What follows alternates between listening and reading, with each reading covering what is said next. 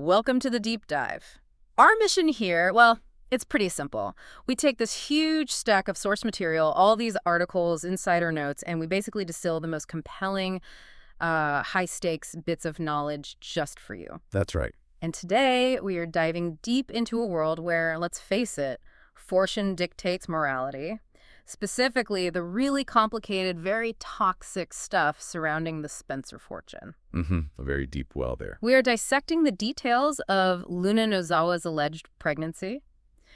She's claiming it's a Spencer heir, right? Supposedly Will Spencer's baby. And then there's the return of her mother, Poppy Nozawa, highly anticipated, maybe deeply feared is more like it. Definitely feared by some. And this isn't just, family drama. Our sources show this is a calculated scheme. It's financially leveraged, aimed squarely at getting a permanent life of ease. Opulence. It's Spencer special. Exactly, and the sources confirm Luna's recent actions. They're already starting to mirror her mother, Poppy. Ruthless, self-serving. It really signals this alliance forming, designed to grab the biggest possible slice of that Spencer pie. Okay, yeah, let's definitely unpack this because the sources are clear. This is way more complicated than just a simple paternity scare. Right. If you connect the dots, look at the bigger picture, what we're seeing is this transactional relationship. It's born out of sheer necessity. Makes sense. The whole stage is set by this deeply fractured, honestly paranoid family dynamic. And Poppy's history, all those betrayals, the failed schemes against the Spencers, that's basically the playbook. And Luna's the student now. Luna's the student, absolutely. Determined to succeed where her mentor, her mother, failed. So our goal here for you listening is to synthesize what's driving this mother-daughter reunion. What are the intense motivations? We need to analyze the specific risks Luna's facing right now. And these are serious risks, potentially life-threatening. Wow. And then map out this surprising coalition she seems to be building. That really sets the stage perfectly. Okay, let's start exactly where Lena is right now. Because she's not exactly, free as a bird, but she is enjoying some serious luxury. We're calling her current situation the golden cage. So tell us about this confining yet highly privileged stay she's having at the Spencer mansion. Right, golden cage is a good way to put it. Luna is, for all intents and purposes, she's under a very comfortable form of house arrest. Comfortable, but still arrest. Exactly. Bill Spencer and Katie Logan, they're the key players here managing this crisis for the family. They've made a strategic call, keep her confined. Yeah. Inside the Spencer mansion walls. They see it as damage control. Pure and simple. And the reason for locking her down, it's totally tactical, isn't it? It's not like they're rolling out the welcome mat. Absolutely not. No hospitality here. They need to manage the situation, control the narrative, at least until those definitive DNA test results are back. The DNA test. Everything hinges on that. Everything. They're trying to stop her from spiraling into, even more destructive behavior. Or, maybe more importantly, stop her from leveraging this potential Spencer heir somewhere. They can't watch her. Keep her close. Keep her close. If they control Luna's location, they control the proximity to the baby. They control the future access the family might or might not want.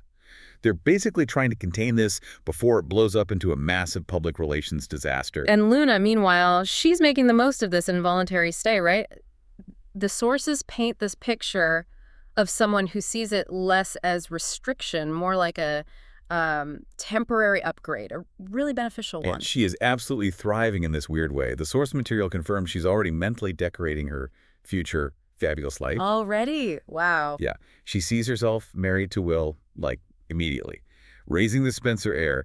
Notice the entitlement is already fully baked in. She sees this whole situation as her ticket, her definitive ticket to being set for life. Her confidence is sky high then. Totally. But it's all based on that one massive variable. Is Will the father? For her, the luxury she's in now, it's not temporary. It's a preview of the life she absolutely intends to secure. But that confidence, it's happening against this backdrop of almost total hostility, right? The Spencers, the Logans, even the Forresters. They're not exactly sending over welcome baskets. They want her out. Precisely. You've got Will, Bill, Katie. They are, and the sources use this phrase, quite literally counting the days until that paternity test result drops. I bet. Their general feeling towards Lena is, extreme hostility. Many family members, Will included, would frankly prefer to see Luna facing criminal charges. Maybe even sent straight to prison for everything she's done before. But they can't just kick her out. That's the crucial leverage point. They cannot easily get rid of her. And why? Because if that baby is Will's, Well, they can't risk alienating a potential Spencer grandchild. It's too valuable, too complicated. So the baby is her shield. This unborn child is her ultimate shield. It stops the family from bringing their full wealth and power down on her, at least for now. Okay, now we really need to dig into Luna's certainty about this paternity, because this is where the source material throws in a curveball, suggests maybe a longer game, a vulnerability in the story we're seeing now. Yeah. The baseline assumption, the story right now, is that Will unintentionally impregnated Luna, simple if messy, but the notes we have raise this frankly frightening possibility of a future retcon. Okay, this is where it gets really interesting and where you see the writers keeping their options wide open about Luna's core nature. Sure. Is she a victim of circumstance or just plain villainous? Right. What's fascinating is, okay, the current story runs on this idea of an unplanned, maybe accidental pregnancy. But the sources strongly hint that, we, the viewers, you listening, should be prepared for a future flashback, one that completely flips the script on how this happened. Changes the context entirely. And if they do run that flashback, what's the most likely bombshell? What's a retcon reveal? The sources suggest the revelation would show calculated manipulation, pure strategy on Luna's part, maybe suggesting she orchestrated the whole encounter. Or, even more shocking, maybe she somehow managed to steal Will's sperm to guarantee the pregnancy. Steal his sperm. Wow, that's next level. Why do the sources take that possibility seriously, though? Seems extreme. Because there's a pattern, an established pattern of retroactive plot changes by the writing team. We absolutely have to look back at the infamous mince situation. Ah, yes, the mince. That's the perfect example to ground this suspicion. Remind everyone, what was that original plot point and how did the writers flip it later? Okay, so initially the storyline presented was that Luna might have been accidentally or maybe even intentionally drugged by these powerful mints, right? And that led to her altered state and then the sexual encounter with Will. Right, which gave her a bit of an out, morally speaking. Exactly. That premise allowed for some level of, innocence, or at least external influence on her behavior. But then, later on, the writers completely changed that backstory. The sources confirm it. A retcon was deployed. And the new story was? The new story revealed Luna was not actually drugged by the mints at all. Nope. She was fully aware, knew exactly what she was doing the whole time. Okay, so that established her actions were entirely self-serving. Calculated, no victim card to play. Precisely. It stripped away any claim of victimization. So the sources are basically saying, look, based on this clear pattern, we should fully expect that Luna's current certainty about the paternity. It might be based on some internal manipulation she orchestrated, something the audience won't find out about until much later. Got it. So it means that unlike Poppy's earlier scheme, which was just a straight-up lie about paternity, Right, a provable fraud. Luna's scheme, while it involves a real pregnancy, might still involve this deep, calculated deception about how it happened. Or even if Will is really the father, despite her certainty. Exactly. It keeps the potential for her villainy incredibly high. And it perfectly mirrors the deep, dark history of her mother. Speaking of the mother, let's pivot. Let's talk about the veteran schemer herself, Poppy Nozawa. Luna's already acting like her selfish and awful mother, as the sources put it, but now Poppy is officially coming back. The timing is impeccable, isn't it? So what's driving Poppy's sudden reappearance? And how does Luna's current situation, this golden cage pregnancy, instantly position them as either rivals or maybe necessary allies? Well, think about what Poppy wants, what she always wants. She desires the exact same life Luna's currently sampling in that golden cage. A life of ease. A life of ease, security, the thrill of spending Bill's coin, living it up in the Spencer mansion. Right now, Luna holds the golden ticket. She has the position Poppy always craved and, importantly, failed to secure herself. So there's instant tension or opportunity. Both. It immediately sets up this dynamic where Poppy might see Luna not just as her daughter, but as, a stepping stone. Or maybe even a threat to her own lingering aspirations. And to really get the depth of this potential team-up or rivalry, we absolutely need to look at Poppy's track record. Her past attempts against the Spencers are basically Luna's blueprint, right? Indeed. Poppy's entire history, at least as far as the sources detail it, is defined by self-serving actions.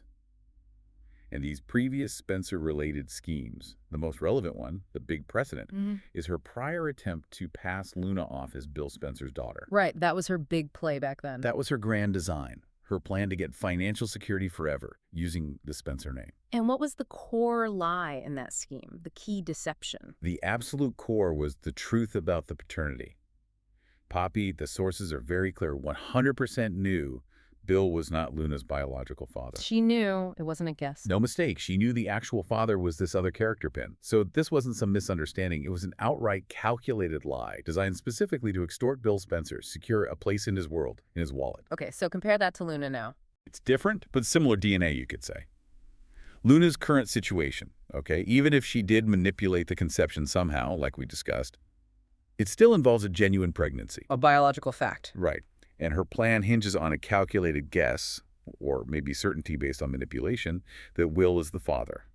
As you said, Luna is the suitor who learned from Mom's mistakes. Poppy's plan, total fraud. Luna's plan. It's a calculated gamble on a genuine potential heir, which you could argue makes it much smarter, better executed. So Poppy's the template, and now she's back. The spoilers are official. Romy Park, the actress, has been filming. That signals Poppy's immediate return to the story. Yep, she's on her way. And she is walking right into this bombshell. Luna isn't just alive, but she's pregnant. With a Spencer heir, no less. This return is set up to be absolutely explosive, primarily because it instantly rips the bandage off this massive psychological lie. Yeah. A lie told to her by her own sister, Leigh Finnegan. Lee. The sister dynamic is crucial here. Totally. The sources say Poppy's going to be beyond shocked to find Luna alive. Yeah. But maybe also secretly thrilled underneath the shock. Thrilled. Because of the Spencer connection potential. But the shock is real because Poppy had previously told Leigh, her sister, that she was actually glad that Luna was dead. Wait, rewind. She actually said she was glad her own daughter was dead. That's incredibly dark, even for this show. That's the emotional core here. The sources state it plainly. Poppy was actively glad to be rid of Luna, glad to be free of the burden. Wow.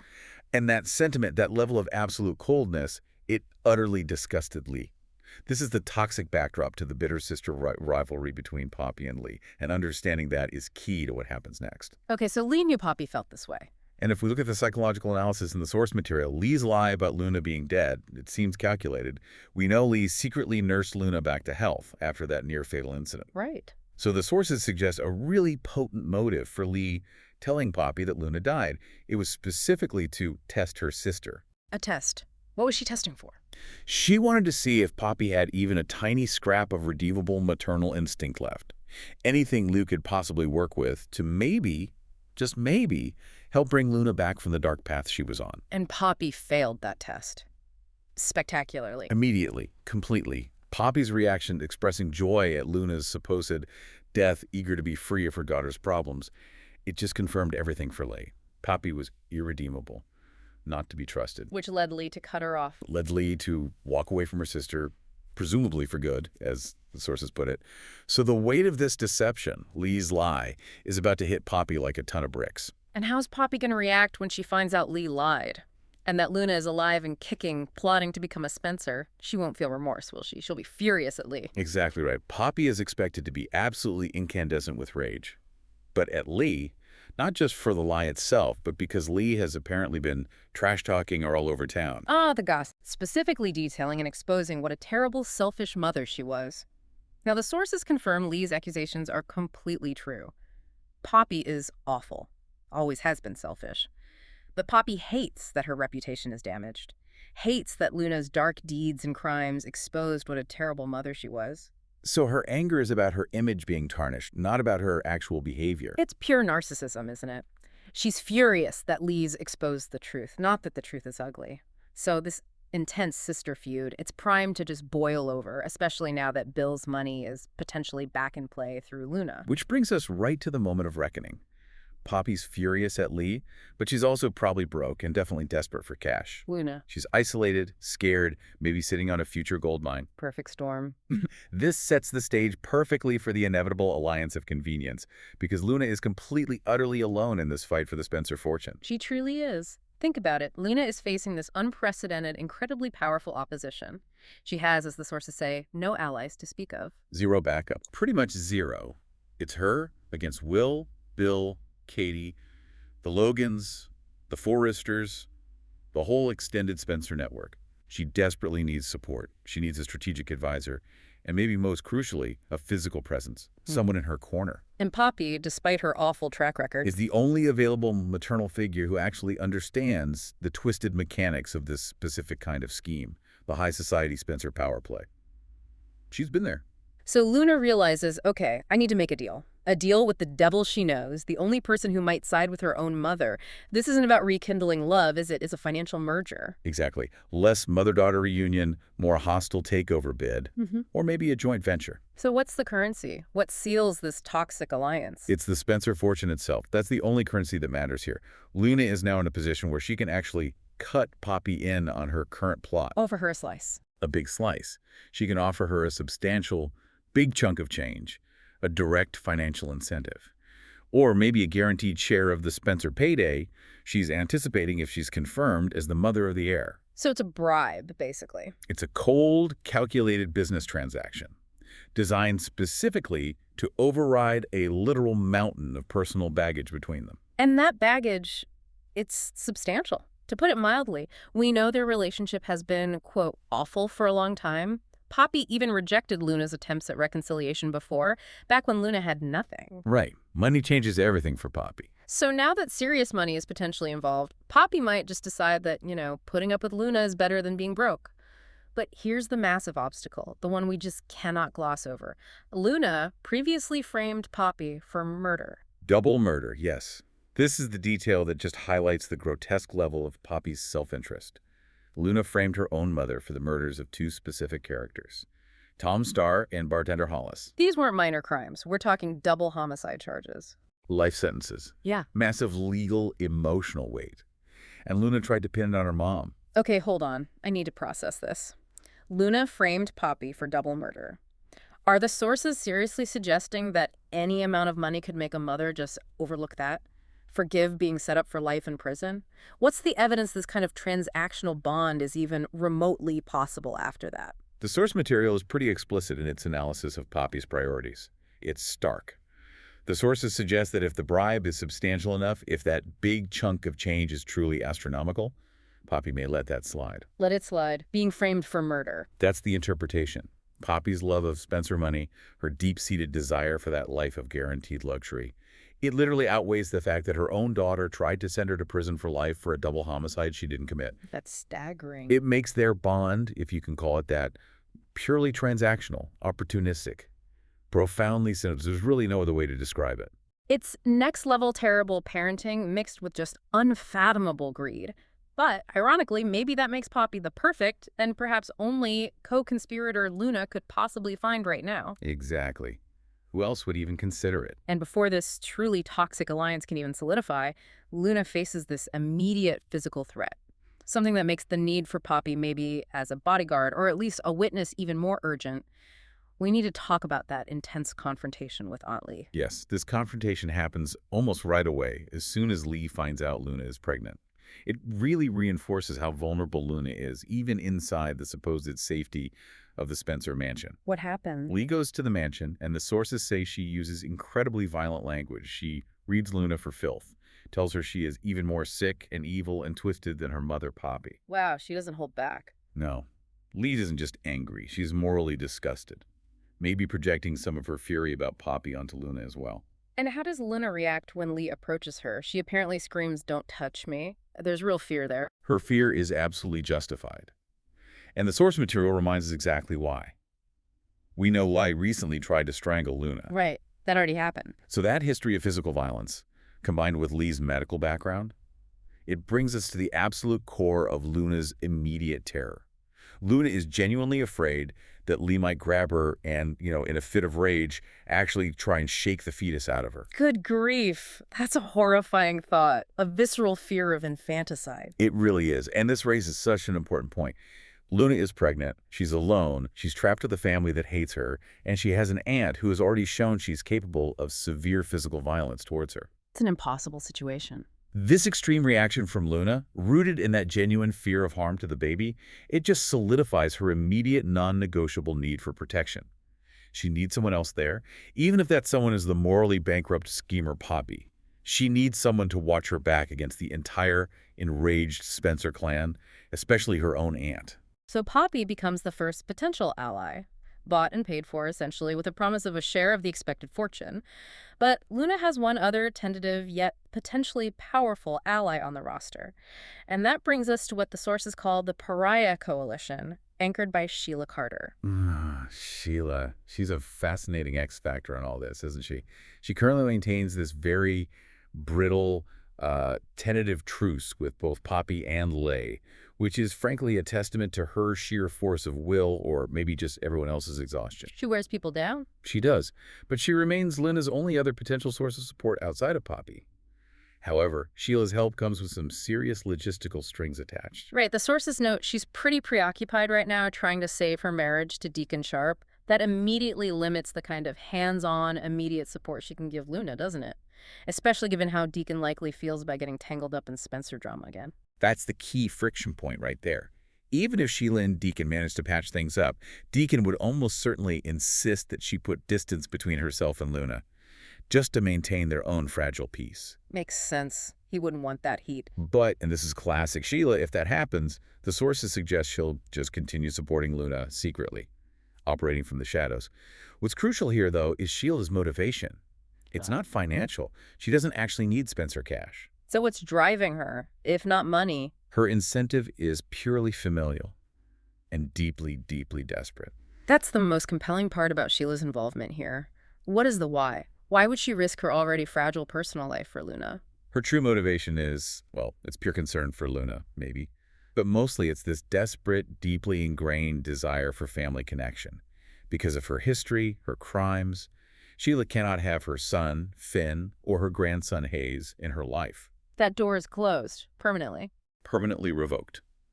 Luna, however flawed, represents her granddaughter and this unborn child. That represents her unborn great-grandbaby. This baby is Sheila's last desperate connection to the idea of a family that might actually tolerate her presence. Wow. So Luna and the baby are her lifeline to belonging. And if you consider the worst-case scenario for Sheila, let's say Deacon finally dumps her or someone else forces her out, then Luna and the baby might literally become the only family she's got left that'll tolerate her. Which would make her even more invested. Exactly. That desperation would cause Sheila to just double down on the relationship, no matter the risks. So it's this coalition born out of shared desperation, shared pariah status, and this mutual need for connection, however twisted. This shared desperation, plus the need for some logistical maneuvering, creates this distinct possibility of a triad plan. A team-up involving Luna, Poppy, and Sheila. Exactly.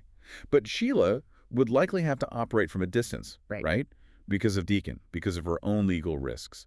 Which leaves Poppy to become the critical link, the physical presence and the information conduit. So Poppy becomes the go-between. Yeah.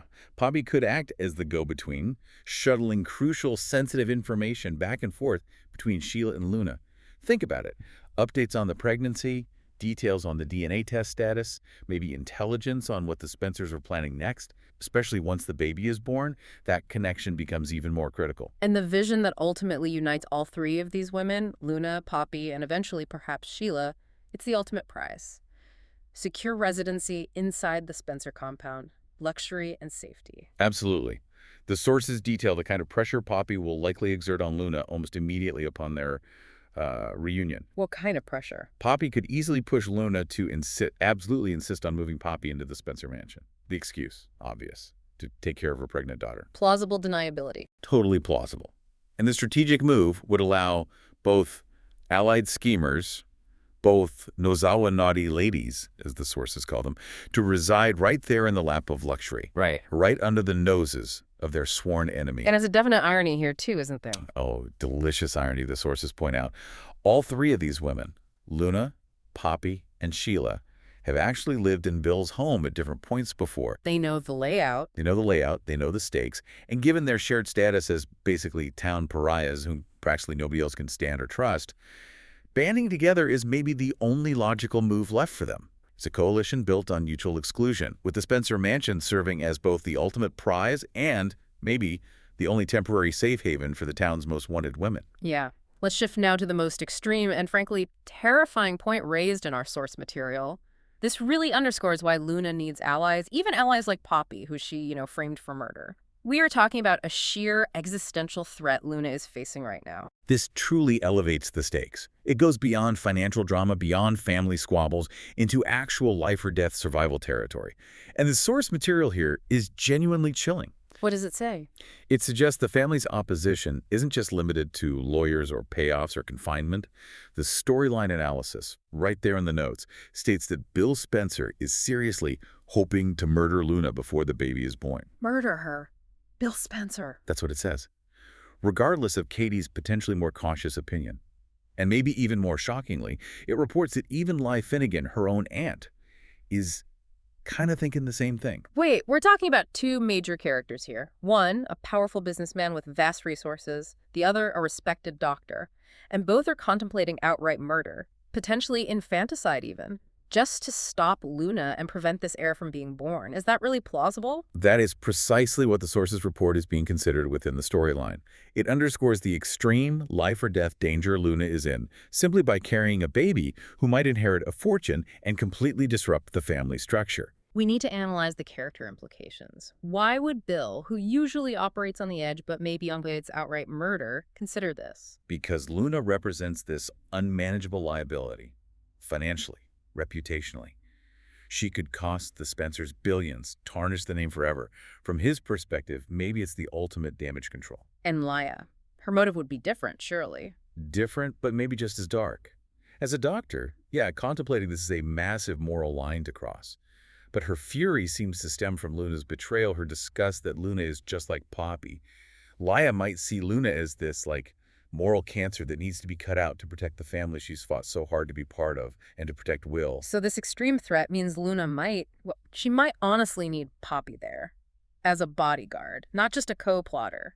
That dramatically recontextualizes the whole alliance, doesn't it? Suddenly, Poppy's presence, however morally bankrupt, however fraught with history, like being framed for murder, it becomes a potential life insurance policy for Luna. Just her being there, an angry witness. Exactly. Her presence as this angry, highly motivated witness might be the only thing that deters Bill, or maybe even Lee, from resorting to ultimate violence. It creates this really perverse synergy then. A perfect, awful synergy. The financial incentive, the bribe, is literally funding Luna's life insurance policy. Despite the history, the betrayal, the rejection, the murder, framing the mutual love of Spencer money becomes the single unifying force strong enough to maybe see Luna and Poppy actually bonding again as mother and daughter. Wow. It's a purely necessary, totally transactional bond forged in the face of extreme danger. So the final synthesis seems pretty clear. This alliance, Luna and Poppy, may be operating with Sheila from a distance. It's born purely out of self-interest. It's unified only by the lure of the Spencer fortune. And it's absolutely necessary because Poppy might be Luna's only real chance at physical protection against enraged and potentially murderous family members who see her and her unborn child as an existential threat. It's the ultimate us versus them scenario, isn't it? Yeah. Where us are these transactional opportunists willing to sacrifice pretty much everything, especially ethical boundaries, for that life of luxury. And them. Them are the powerful family, now pushed to the absolute edge, apparently contemplating extreme violence to prevent the next huge scandal and protect their lineage, their power, their money. The only thing standing between Luna and potential disaster might just be the size of the check she promises her mother. Okay, that was an extensive and, yeah, frankly terrifying deep dive into the source material we have. We started with Luna, trapped in her luxurious prison, this golden cage, facing opposition from pretty much everyone, including her violently angry Aunt Lee. We established that Poppy's imminent return, it seems driven solely by her own desire for wealth and maybe some revenge against Lee for that lie about Luna's death, and that Luna's only realistic path to protection, and maybe success, is to bribe her mother, offer her a massive share of the potential Spencer payday. A sum so big that Poppy might actually overlook being framed for a double murder, which is still just wild to think about. It really is. And then we solidify this idea of a pariah coalition, with Sheila Carter waiting in the wings, driven not by cash, but by that desperate need for family connection, ready to use Poppy as her go-between, especially once the baby arrives. And all three, ultimately, are unified by that same goal. Luxury, security, maybe even power inside the Spencer mansion. And this analysis brings us right back to the sheer danger Luna is in. If the Spencer family, possibly led by Bill and, astonishingly, Ly, is willing to go to such extremes, even contemplating murder, according to the sources we reviewed, just to stop Luna and this potential heir, Right. well, what final ultimate compromises will Luna be forced to make to survive? That's the question. And how high will Poppy raise her price?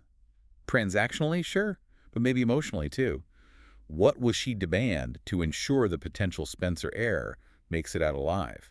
What kind of new, truly warped power dynamic emerges if this overwhelming financial incentive actually does manage to force some kind of genuine, even if temporary, mother-daughter bond against an existential threat? A very dangerous question indeed. That's the question that really defines the next chapter of this whole scheme. Definitely something critical for you, the listener, to mull over until our next deep dive. Thanks for joining us.